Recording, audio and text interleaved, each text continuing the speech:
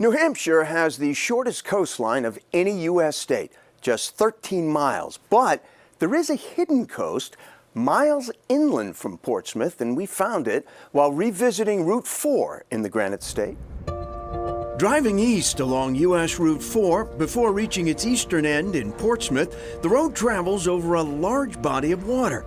Many drivers may not realize just how large. It's actually known as New Hampshire's hidden coast because it's salt water, but you would never think 16 miles away from Portsmouth you would find salt water. Great Bay is in fact one of the most recessed estuaries on the entire East Coast, almost 20 miles from the seacoast proper in Portsmouth. It has 7 rivers that flow in and meet with the tidal waters, and that creates this incredibly rich environment. So with Corey Riley of New Hampshire's Fish and Game and manager of the Great Bay National Estuarine Research Reserve, we had an opportunity to get out on the water and see for ourselves on a mild and picture-perfect fall day. For me, first time on the water in Great Bay. First impression, stunning.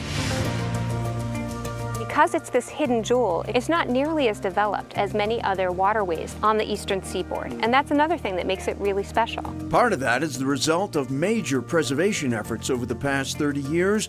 Boat access is public but limited. The major challenges here remain. The 2 things that are a huge threat to Great Bay are people loving the coast and continuing to move here and build in coastal areas, alongside with some of the impacts of climate change. So we're very close now to the widest spot of the bay, right? Yeah, right behind us here, it's such a diverse and productive area because there are so many different types of nooks and crannies. And yet we don't have any company here. We have it all to ourselves. It's true, it's the hidden gem.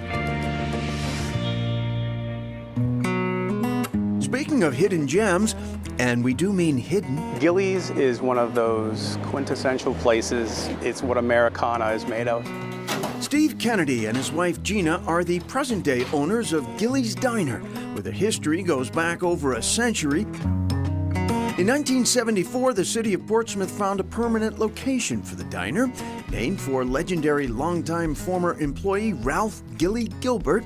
As ever here, it's no frills, hamburgers and hot dogs, and clearly, no complaints. The hot dogs are great, the hamburgers are great. I mean, what do you want? It's a diner. I love it. How long have you been coming to Gillies? Well, since 1971. So that's a long time ago. That's a lot of hot dogs. It's not that nothing has ever changed here.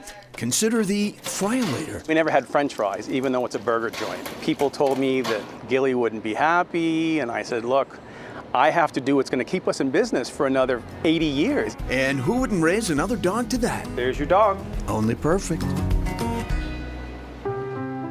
In the fall of 2020 in Milford, New Hampshire, Jerry Ann Boggess shared with us the Black Heritage Site honoring African-American novelist Harriet E. Wilson.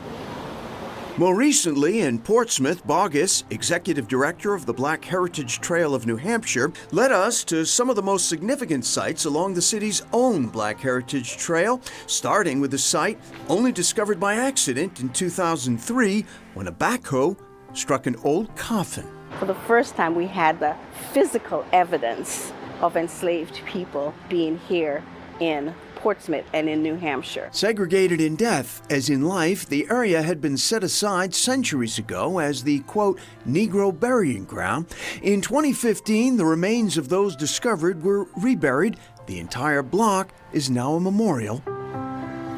At the historic William Pitt Tavern, an even grimmer legacy, slave auctions. People are always shocked to find out that we had enslavement, and more shocked that we actually had auctions, just like in the South. But Portsmouth also figured in the famous search for runaway slave Ona Judge, who stepped off a ship here in 1796, having escaped her servitude to none other than George and Martha Washington. Boggess led us to the home of former New Hampshire Governor John Langdon. Washington is trying to find his escaped slave. She wasn't here, but she was in Portsmouth.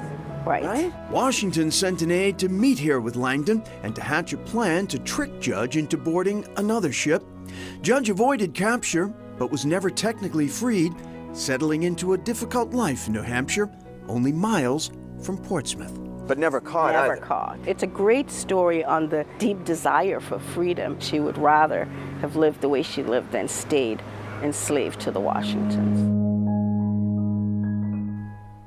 Ona Judge, the Washington's runaway slave, lived out her life always nearby Portsmouth. She married, had 3 children, and died at age 75 in Greenland, New Hampshire in 1848.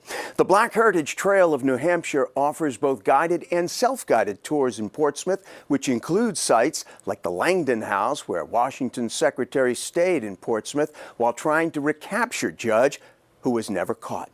Up